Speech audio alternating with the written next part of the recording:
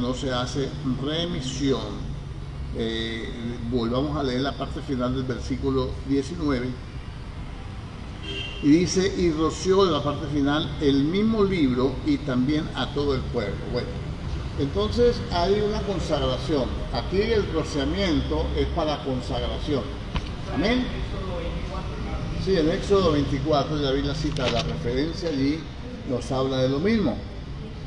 Entonces dice Moisés, el versículo 6, y Moisés tomó la mitad de la sangre y la puso en tazones y esparció la otra mitad de la sangre sobre el altar. Entonces la sangre de Cristo se derramó sobre el altar. ¿Qué hace la sangre sobre el altar? Hace expiación por nuestros pecados, ¿cierto? Y tomó el libro del pacto y lo leyó a los oídos del pueblo, y cada cual dijo: haremos todas las cosas que Jehová ha dicho y obedeceremos. Entonces Moisés tomó la sangre y roció sobre el pueblo y dijo: he aquí la sangre del pacto que Jehová ha hecho con vosotros sobre todas estas cosas.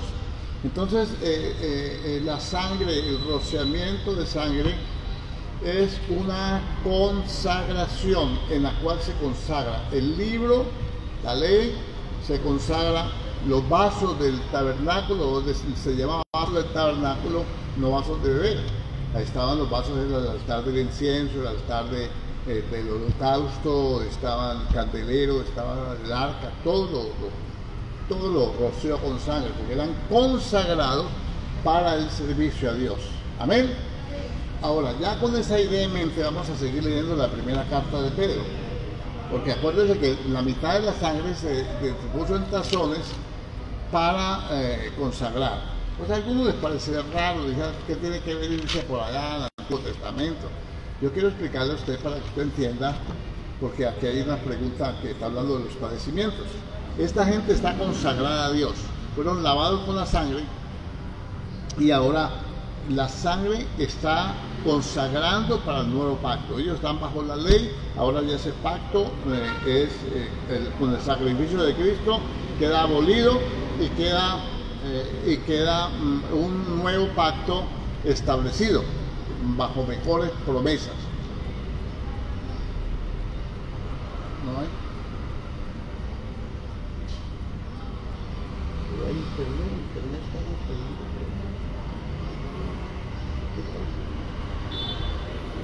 A ver.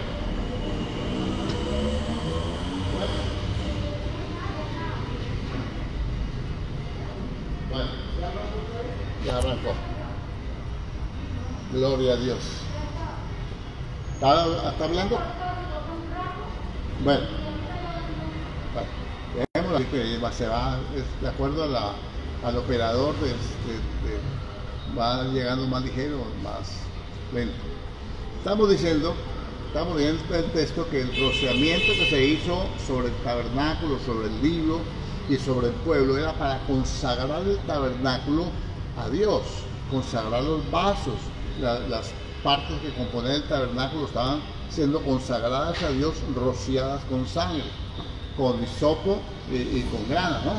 Entonces ahora, en el Nuevo Testamento, y al pueblo también lo consagró, consagraron los sacerdotes con sangre, consagraron al pueblo. Entonces había un tabernáculo y había un nuevo sacerdocio consagrado para ese tabernáculo, y había un pueblo consagrado a Dios sobre el cual iban a administrar los sacerdotes, y ellos tenían que servir con ofrendas en el tabernáculo. Entonces hablando de entonces aquí este versículo me dice más de una verdad. Estos eran, dice, son expatriados. Fueron expatriados, perseguidos, sacados de su territorio, dejado todo, familia, negocios, dinero, todo. Elegidos según la presencia de Dios Padre en santificación del Espíritu para obedecer y ser rociados con la sangre de Cristo. Cuando la persona llega a Cristo, es lavado con la sangre de Cristo, ella empieza a obedecer la palabra. Para eso nos escogió Dios, para obedecer, no para ser desobediente. Y cuando nosotros obedecemos, automáticamente la sangre con que nos lavaron empieza a hacer la obra de consagración. Entonces aquí tiene que empezar a entender, la pregunta es sobre el padecimiento, ¿no? Y dice, Bendito sea el Dios y Padre de nuestro Señor Jesucristo, que según su grande misericordia nos hizo renacer para una esperanza viva por la resurrección de Jesucristo de los muertos. Ahora, ese Cordero que se dio la sangre allí, con la que nos consagran, ahora resucita, que es Cristo. ¿Cierto que sí? Y entonces tenemos una esperanza viva, ya esa esperanza no está muerta. Los animales, había que sacrificarlos, morían, pero cada que se iba a hacer alguna actividad había que hacer un sacrificio. Ahora, con un solo sacrificio es suficiente. Nosotros estamos consagrados por la sangre de Cristo. Usted y yo fuimos consagrados. No si usted se quiere consagrar, no, eso es ya diferente. Si usted quiere obedecer, eso es ya diferente. Fuimos consagrados para obedecer y ser consagrados, ser rociados, ser consagrados para el servicio en el tabernáculo, que es el cielo, que es la iglesia y que somos nosotros mismos como templo de Dios. Dice, para una herencia incorruptible, fuimos consagrados para obedecer y ser rociados con la sangre de Jesucristo. ¿Cierto que sí? Para tener una esperanza viva y tener una herencia incorruptible, incontaminada e inmarcesible, reservada en los cielos para vosotros. Inmarcesible es sin mancha. Una herencia que el hombre no la toca. No es una herencia de hombres. Todo lo que el hombre lo toca lo puede corromper, porque él tiene un cuerpo corruptible, él tiene un cuerpo de pecado, digámoslo así, ¿no? Hasta que seamos resucitados todos, aunque ya hayamos confesado el pecado. ¿Sí o no? Dice que sois guardados por el poder de Dios mediante la fe para alcanzar la salvación que está preparada para vosotros. Esa salvación nos la dieron de una forma, digámoslo, inicial, como cuando usted se inscribe en una carrera. Esa es la salvación. Pero vamos a alcanzarla totalmente, vamos a alcanzar la meta de ese propósito cuando el Señor venga. Amén. Para alcanzar una salvación que está preparada para ser manifestada en el tiempo postrero. De modo que nosotros la salvación que tenemos es inicial, es una salvación, digamos, como de inscripción en una carrera. La salvación tiene 3 etapas. Estamos inscritos en una salvación inicial y una salvación progresiva, que es cuando empezamos nosotros a caminar hacia la meta. Como el pueblo de Israel salió de Egipto, le tocó andar por el desierto, pero cuando lleguen a Canaán es cuando verdaderamente alcanzaron la meta. Para nosotros es el cielo. Amén. En lo cual dice, vosotros os alegráis, aunque ahora por un poco de tiempo, si es necesario, tengáis que ser afligidos en diversas pruebas. ¿Qué es necesario? ¿Cuándo es necesario una prueba? Ayuden a pensar. Ayuden. ¿Qué hay cuando los reunís, hermanos? Cada uno de vosotros aporta salmos, doctrina, lenguas, interpretación, revelación. Hágase todo para la edificación, dice la carta de los Corintios.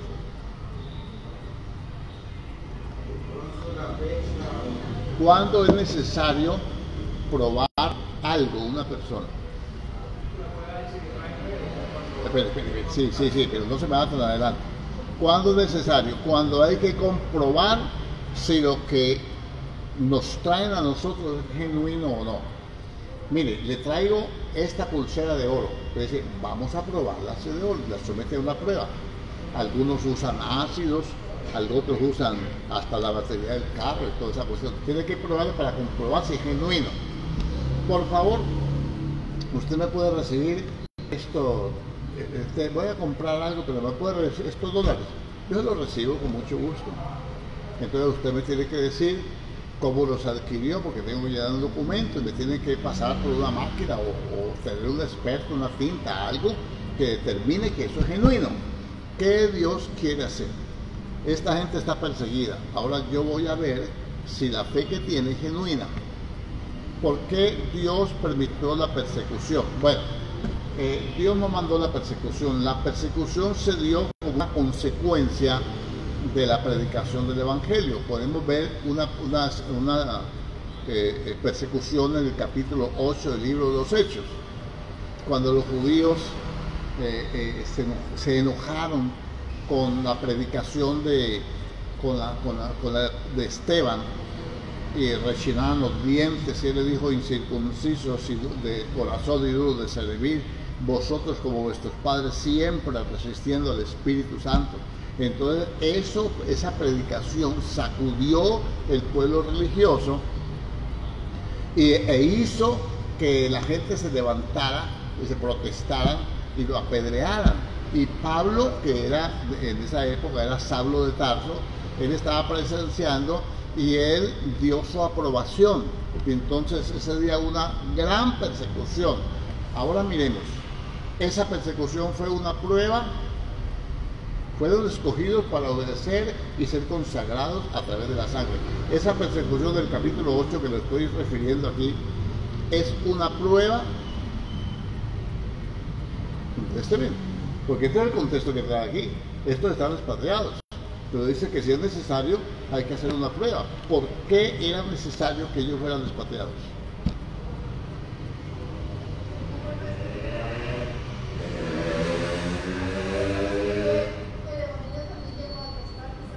Claro, porque el Señor dijo: ustedes serán mis testigos y llevarán este evangelio partiendo desde Jerusalén a todas las partes del mundo.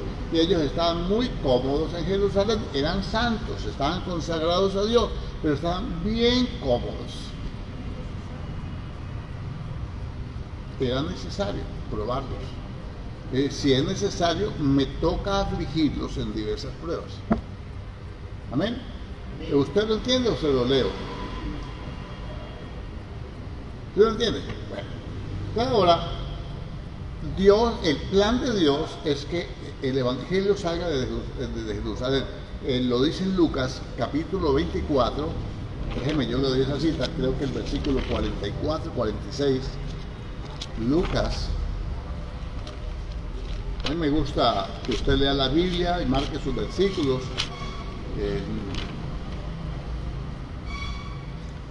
Versículo 47, y dice, en versículo 46, y le dijo: así está escrito, y así fue necesario que el Cristo padeciese. Estaba escrito que él tenía que padecer, ¿sí o no? Por eso Cristo padeció por nuestros pecados, el justo por los injustos, para llevarnos a Dios. Estaba escrito. Ahora está escrito que ustedes serán mis testigos y llevarán ya le va a leer.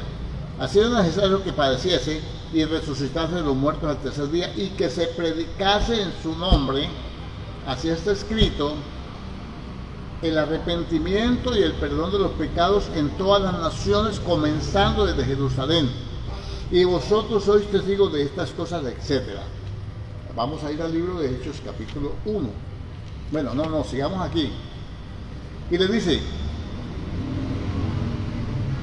versículo 50, y los sacó fuera hasta Betania, y alzando sus manos los bendijo, y aconteció que bendiciéndolos se separó de ellos y fue llevado arriba al cielo. Ellos, después de haberle adorado, volvieron a Jerusalén con gran gozo, y estaban siempre en el templo alabando y bendiciendo a Dios. Amén. Bueno, ahora vamos a ir al libro de los Hechos, capítulo 1.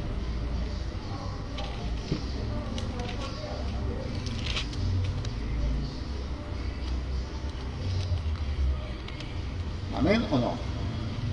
¿Es aplicable esa enseñanza a este tiempo? Sí. Bueno, capítulo 1, en el primer tratado, está hablando del Evangelio de Lucas, porque el escritor humano de Hechos de los Apóstoles es Lucas. ¿Amén o no? En el primer tratado, oh Teófilo, hablé acerca de las cosas que Jesús comenzó a hacer y enseñar hasta el día en que fue recibido arriba, después de haber dado mandamientos. Este es un mandamiento, lo que él dio, les dijo, ese que les dijo que fueran a predicar, es un mandamiento. Después de haber dado mandamientos, escuche bien,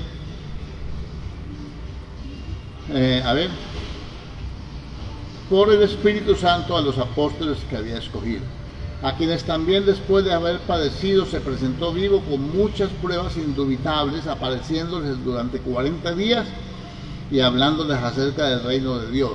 ¿De qué se habla? ¿De qué se habla en el Nuevo Testamento? Hay que hablar del reino de Dios. Del reino de los hombres, de la prosperidad, no, del reino de Dios. Y estando juntos le mandó que no se fueran de Jerusalén, sino que esperasen la promesa del Padre, la cual le dijo: oíste de mí, porque Juan ciertamente bautizó con agua, mas vosotros seréis bautizados con el Espíritu Santo dentro de no muchos días. Entonces los que se habían reunido le preguntaron diciendo: Señor, ¿restaurarás el reino a Israel en este tiempo? Él le dijo: no les toca a ustedes conocer los tiempos o las razones que el Padre puso en su sola potestad, pero recibiréis poder cuando haya venido sobre vosotros el Espíritu Santo, y me seréis testigos en Jerusalén, en Judea, en Samaria y hasta lo último de la tierra. Amén. Es un mandamiento, una orden, un plan, un propósito, un porqué. ¿Amén o no? Ahora ustedes miremos el capítulo 8 y se va a dar cuenta de algo que bien, bien extraño aquí. En el capítulo 7 está la declaración o predicación de Esteban, y el capítulo 8 comienza así: y Saulo consentía con su muerte, la muerte de Esteban. En aquel día hubo una gran persecución contra la iglesia que estaba en Jerusalén, y todos fueron esparcidos por la tierra de Judea y de Samaria, salvo los apóstoles. ¿Por qué no se fueron los apóstoles ahí? Porque él dio mandamientos por el Espíritu a los santos apóstoles que él había escogido. Ellos sabían cuál era, había un plan, bueno, ahí hay que pensar en esto. ¿Por qué la iglesia fue esparcida, pero los predicadores no? Porque el predicador tiene, que eso es lo que estamos viendo, el predicador tiene la responsabilidad de equipar a los santos para que los santos vayan a hacer la obra del ministerio. Amén. Y dice: en aquel día hubo una gran persecución contra la iglesia que estaba en Jerusalén, y todos fueron esparcidos por las tierras de Judea, de Samaria, salvo los apóstoles. ¿Para dónde fueron esparcidos? Por las partes por donde el Señor dijo que tenían que ir a predicar. Y hombres piadosos llevaron a enterrar a Esteban e hicieron gran llanto por él. Y Saulo asolaba la iglesia, y entrando casa por casa arrastraba a los hombres y a mujeres y los entregaba en la cárcel. Los que no se fueron, me los cogieron, me los sacaron de la casa arrastrados. Los amarraban al caballo y los sacaban al lado. Algunos quedaban sin piel mientras llevaban. Entonces, si es necesario, dice Pedro, tienen que ser, ustedes fueron llamados para obedecer, y en santificación del Espíritu, para obedecer y ser rociados con la sangre de Cristo. Ahora, si es necesario, tienen que ser afligidos en diversas pruebas. Con ese esparcimiento de la iglesia, Dios pudo comprobar si la fe que tenían para hablar con Él después de resucitado, para comer con Él después de resucitado, para alabarle en el templo, para estar juntos y compartir todas las cosas, ¿era genuina o no era genuina? ¿O estaban amañaditos? Dios no puede ver si la fe suya es genuina o la fe mía es genuina aquí sentadito, muy cómodo. Dios tiene que probarla. Cuando yo no obedezco, entonces yo tengo que ser probado. Vamos a ver si va a hacer caso o no va a hacer caso. Yo dije que se fueran a predicar, no quieren, los voy a llevar hasta donde yo dije, a ver si caen en cuenta que están en Samaria. Que en el capítulo 8 del libro de los Hechos dice que entonces de los que fueron esparcidos, que eran los discípulos, la iglesia, no los apóstoles, encontramos a un Felipe. Encontramos a Felipe en el capítulo 8 en Samaria, un tremendo campañón, hermano. ¿De dónde sale Felipe? Sale del capítulo 6 del libro de los Hechos, de los diáconos que fueron nombrados para servir a las mesas. Ellos fueron nombrados, empezaron sirviendo, recibieron la instrucción. Esteban hacía grandes milagros con gran sabiduría. Ellos estaban entrenados para eso. Ellos tenían que salir con la gente, digamos, de un equipo de evangelismo por cada lado. Amén. Bueno, ¿quiere que miremos aquí? Entonces vamos a mirar el libro de los Hechos de los Apóstoles, el capítulo 11.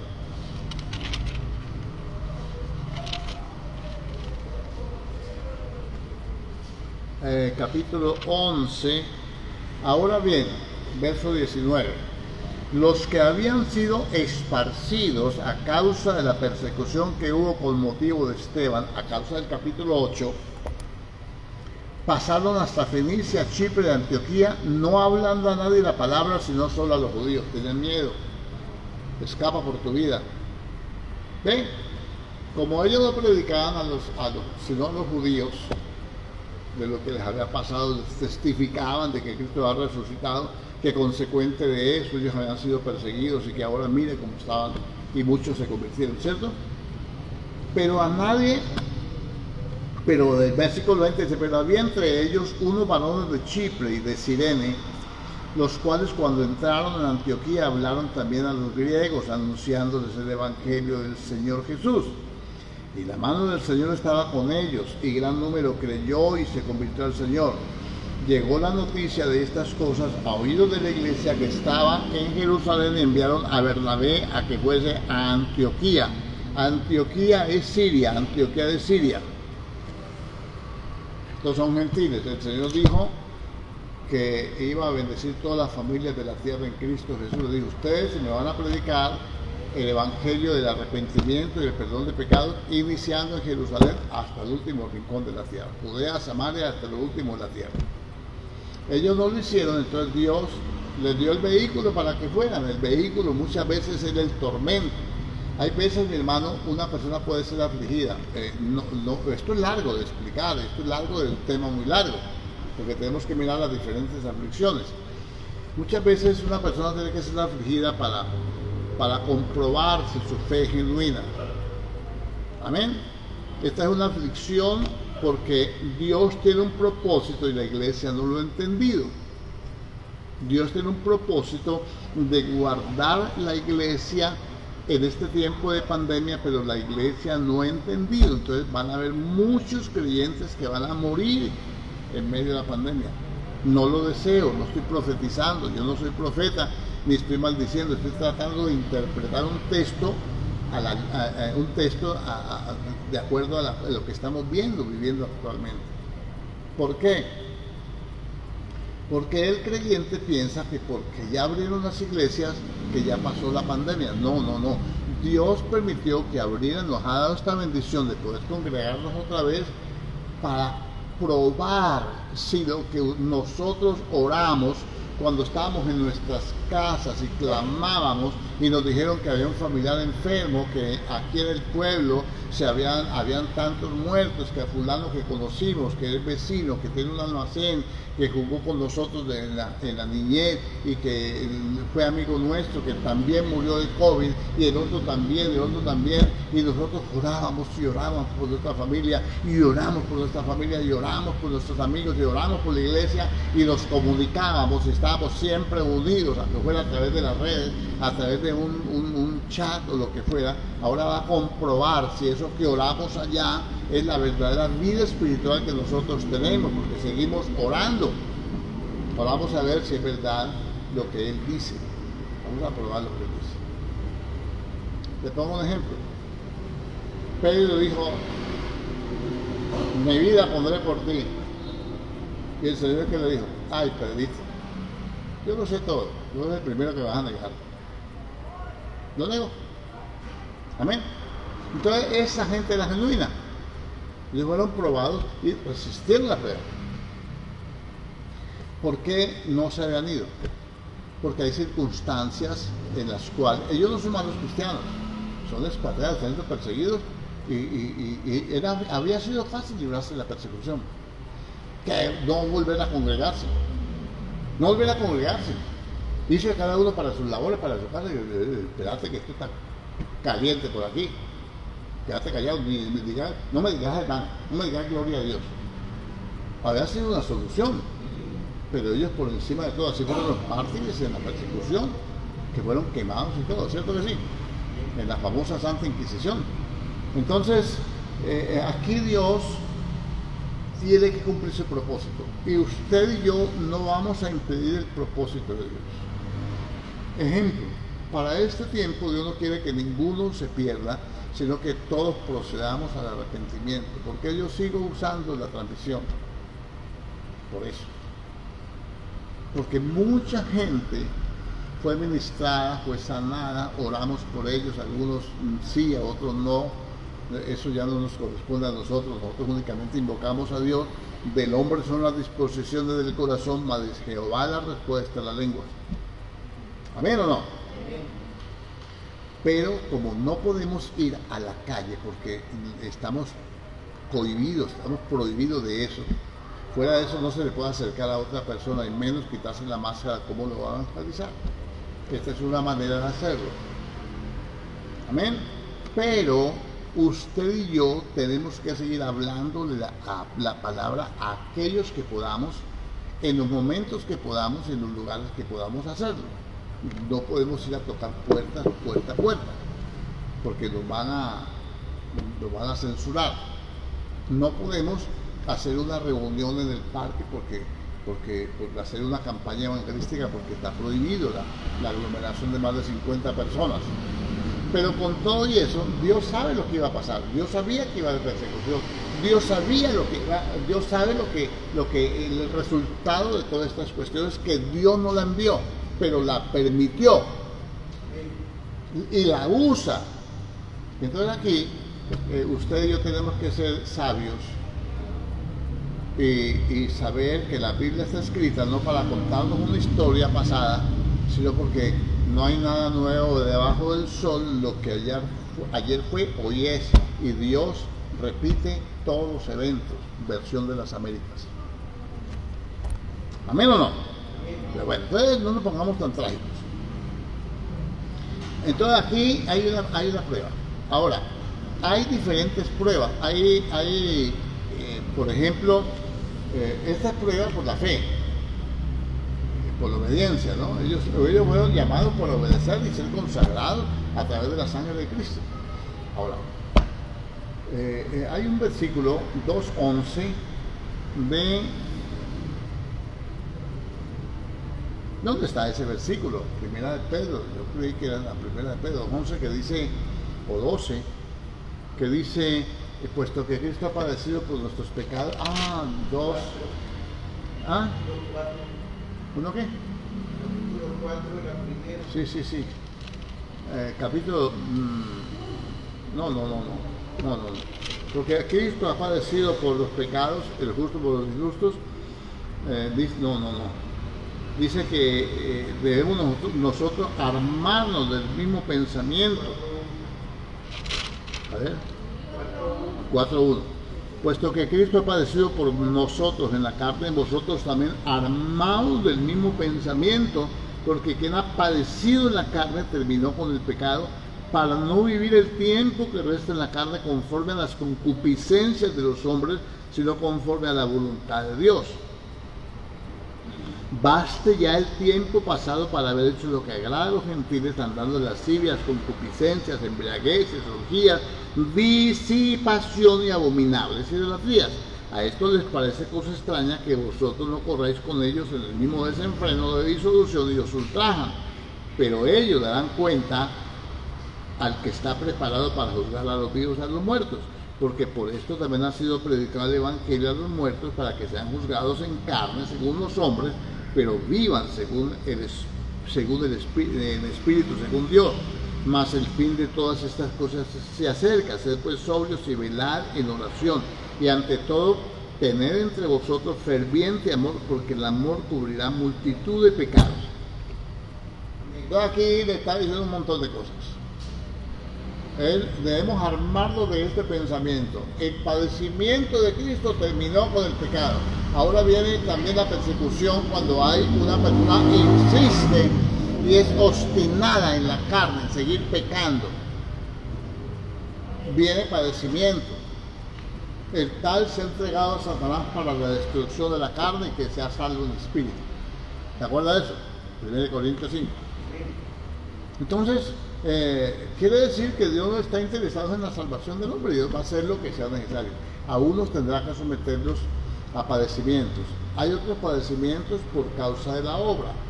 Hay lugares donde Dios tiene que mandar gente, enviar gente, y esa persona que va tiene que mostrar, armarse del mismo pensamiento que Cristo Jesús. Y si le toca dar su vida por el Evangelio, tiene que darla. Esto no es para cobardes. A Dios gracias, nosotros no tenemos ese problema en nuestro medio. ¿Y quién le garantiza que mañana, dentro de una semana o dentro de un mes no lo tengamos? ¿Cuál sería la actitud de aquellos niñas bonitas que danzan con banderas y alaban al Señor y cantan como pollo fino? ¿Cuál será la actitud si llega a pasar esto en la iglesia en este momento, aquí en este pueblo?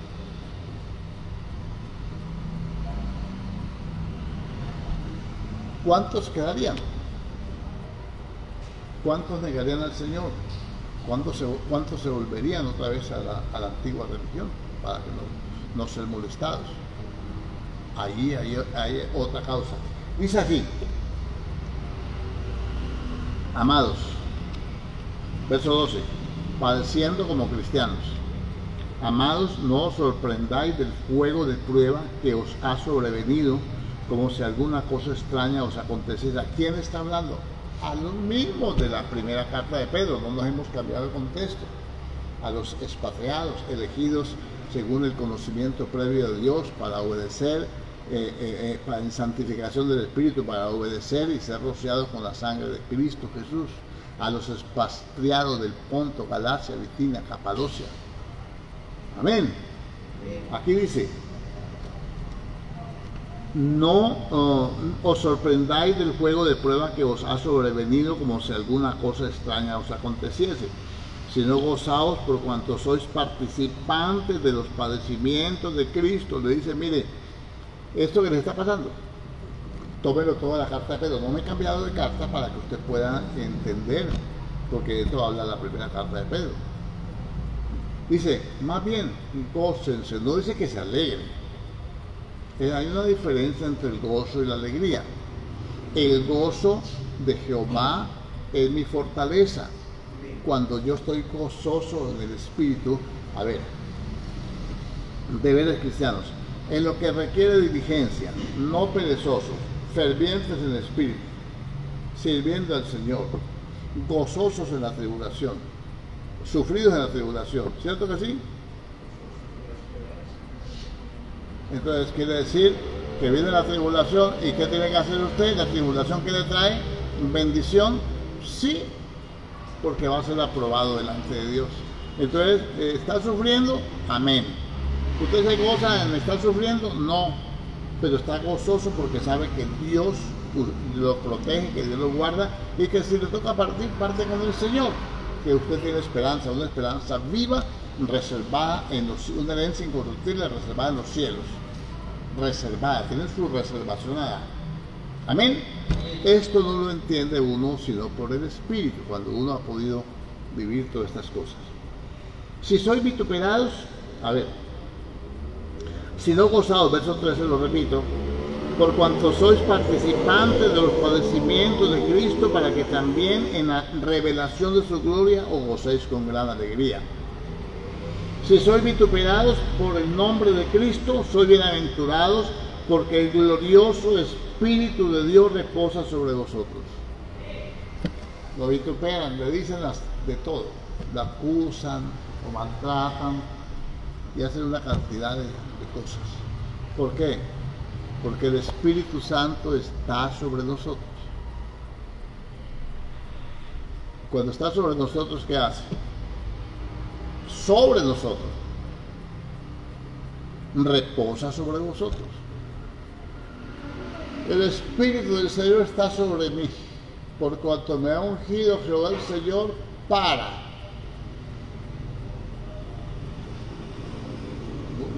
dar buenas nuevas de salvación, para sanar a los enfermos, para libertar al cautivo, para consolar al afligido, para abrir la cárcel a los presos. Gloria a Dios, hermano. ¿Qué vamos a hacer? Está sin una. No tiene en ese momento, no digo eso porque no se puede decir, pero no tiene ni una. Está pasando dificultades económicas. Pero con todo eso, llegó un hermano y dijo: hermano, ¿cómo le parece que no he podido hacer el almuerzo porque no tengo gas? Y usted dice: ¿pero tiene mercado? Sí. Pues vamos a orar que el Señor haga un milagro. Usted no tiene gas, no tiene que comer, no tiene mercado.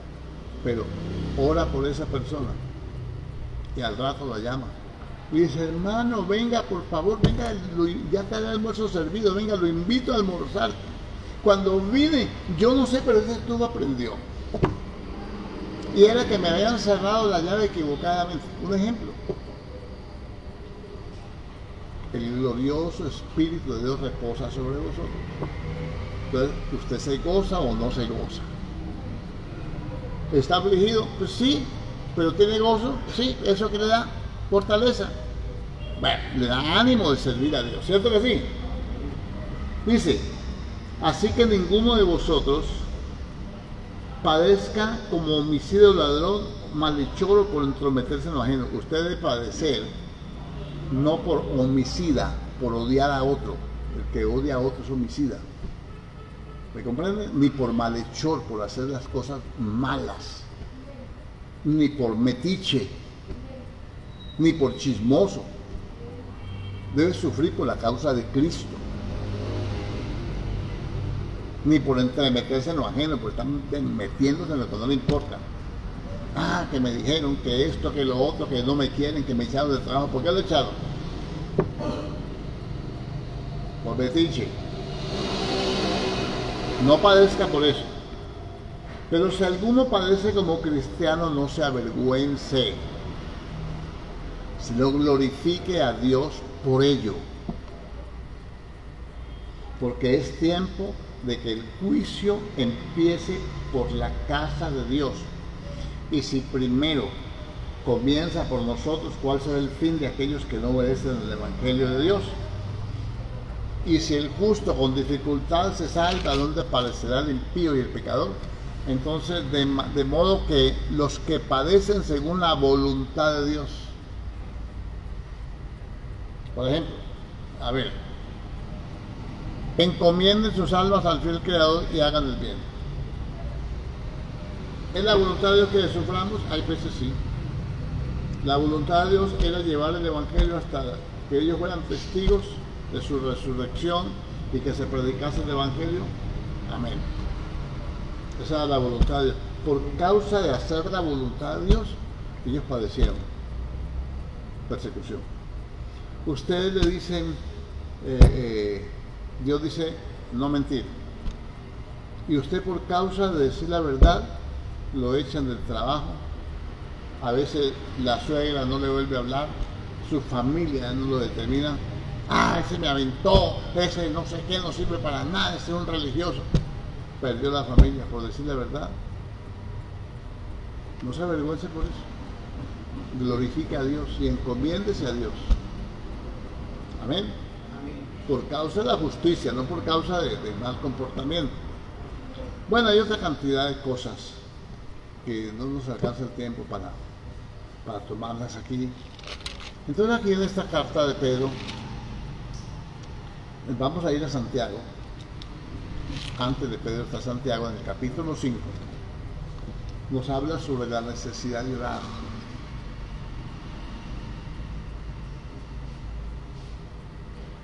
Entonces, la prueba produce paciencia, y la paciencia nos hace cabales y perfectos, o sea, completos, para que no nos falte nada. No nos falte billete, no, para que no nos falte nada en nuestro carácter.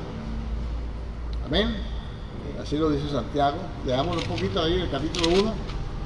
Dice, Verso 2, hermanos míos, tened por sumo gozo cuando os halléis en diversas pruebas o aflicciones, sabiendo que la prueba de vuestra fe produce paciencia, mas tenga la paciencia su obra completa. La paciencia empieza a trabajar en nuestra transformación, para que seáis perfectos, o sea, gente madura y con una medida cabal, es una medida precisa, exacta. Esta palabra cabal la usan mucho por allá en Guatemala, en México, amén, o en Costa Rica, por allá en los países centroamericanos. Le dice uno, hermano, mire, aquí le enviaron estos dinero, y le contestan, cabal, hermano, lo que yo necesitaba, o la exacto lo que yo necesitaba. Entonces dice, para que seáis justos, dice, perfectos y cabales sin que os falte cosa alguna. O sea, tener la medida exacta del cristiano perfecto, el cristiano maduro. Amén. Y si alguno de vosotros tiene falta de sabiduría, pídale a Dios, el cual da a todos abundantemente sin reproche. Ahora vamos al capítulo 5. El capítulo 4 viene hablando de la oración, de que la amistad con el mundo no nos permite recibir de Dios, el ser mundano. Y luego dice, contra los ricos opresores que no le pagan el salario, que le roban, que se lo demoran. El pueblo está siendo afligido por eso. Y Santiago les escribe para consolarlos acerca de estas cosas. Y le dice, versículo 7, le dice, entonces quiere decir que cuando no le pagan el salario, se lo demoran, se lo embolatan, se lo merman, Dios también lo está probando para que usted llegue a ser un varón a la estatura de Cristo, para que cabal no le falte nada. Pero ¿cómo va a hacer eso Dios? Sí, a veces Dios permite, porque dentro de nosotros hay orgullo, prepotencia y dependencia del Dios dinero.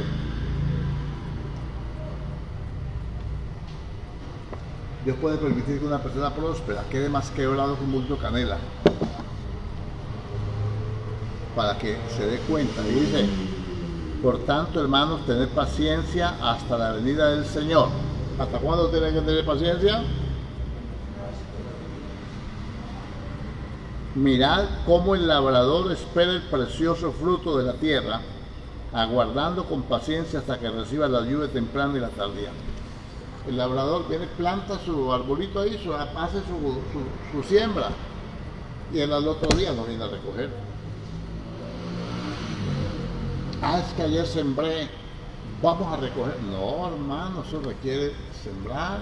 La palabra es la semilla que siempre nosotros. Hay que tener paciencia, hay que esperar la lluvia temprana y la tardía, que la mandan del cielo. Porque la lluvia, usted puede hacer riegos artificiales, pero nunca será igual a la lluvia que manda Dios. Dice el labrador espera el precioso fruto de la tierra, aguardando con paciencia hasta que reciba la lluvia temprana y tardía. ¿Y por qué me demoro tanto, hermano, con esta prueba? Espere que le mande la lluvecita de allá para que usted dé el fruto que tiene que dar. ¿Por qué no lo da? Porque a veces la tierra es árida, la tierra es el corazón. A veces hay que despedregar, a veces hay que cambiar, abonar, muchas cosas. Tened también vosotros paciencia y afirmad vuestros corazones, porque la venida del Señor está cerca. Hermanos míos, no os quejéis unos contra otros, no le eche la culpa a nadie. Es que esto me pasó por esto. No. Por eso le pasó, porque usted nunca acepta que se equivoca, sino que le echa la culpa a los demás. Todo lo malo es porque los demás lo hicieron caer, los demás lo hicieron, le estorbaron, los demás lo arruinaron. Escúchelo bien. No os quejéis unos contra otros para que no seáis condenados. ¿Condenados a qué? Es que es culpa de fulano, Va a ser condenado a vivir eso que usted está declarando, a que los demás le hagan injusticia. No se queje. Dice que glorifica a Dios en su corazón. ¿Por qué? Porque el juez está delante de la puerta. Hermanos míos, O sea, delante de la puerta es esta.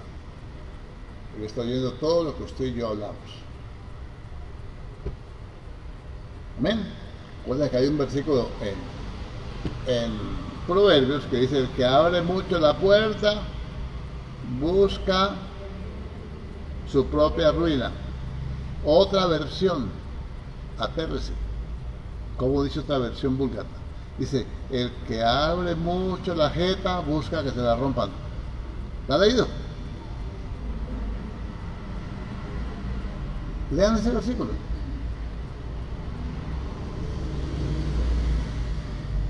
Hermanos míos, verso 10, tomad como ejemplo de ¿qué? De aflicción y de paciencia. ¿Para qué de la aflicción?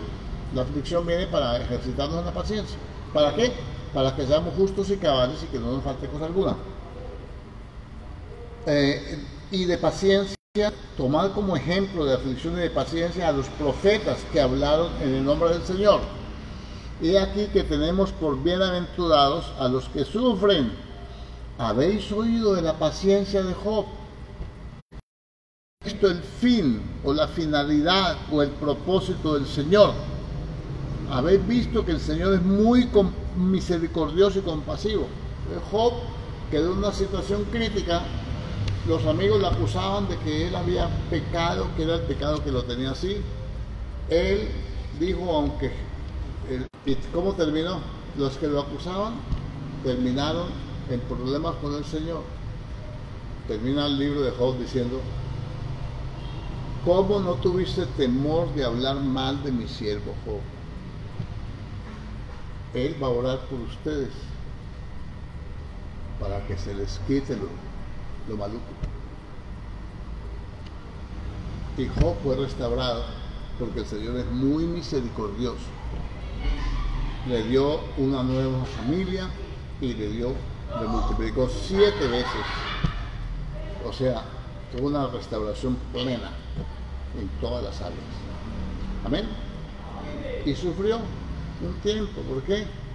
Porque a veces el diablo viene, en el caso de Job, hay que hablar mucho de esto. Son muchas las cosas que hay que hablar. Solamente tener un perfil. Porque el diablo también viene a tentar.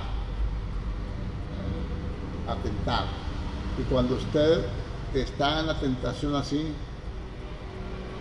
y tentó a Job, yo pienso que sí, hermano.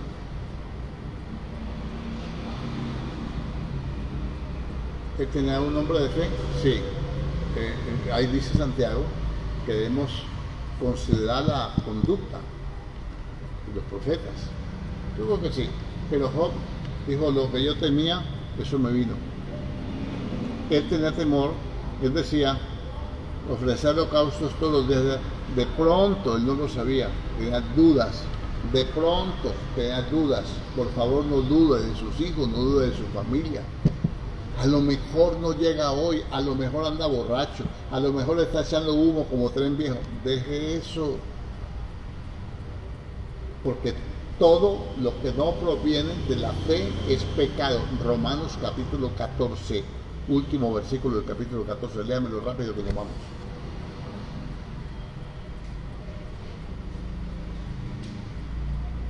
Ahí la Biblia más rápida de la Casa de Misericordia.